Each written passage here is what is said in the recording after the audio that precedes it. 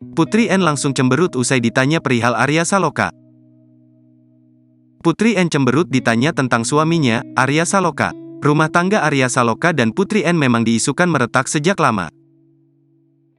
Bahkan Arya Saloka dan Putri N sempat dikabarkan sudah berpisah. Sayangnya, baik Putri N dan Arya Saloka tidak memberikan klarifikasi apapun mengenai isu miring yang menyerang rumah tangga mereka. Terbaru, Putri N cemberut saat ditanya keberadaan sang suami oleh netizen ketika sedang siaran langsung di media sosialnya.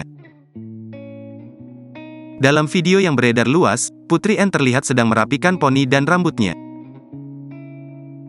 Ia juga sempat tertawa renyah ketika melakukan siaran langsung, tetapi ekspresinya berubah menjadi cemberut ketika membaca komentar warganet. Ibu satu anak ini pun mengaku tak tahu keberadaan Arya Saloka. Kendati begitu, ekspresi istri Arya Saloka itu pun menjadi sorotan netizen.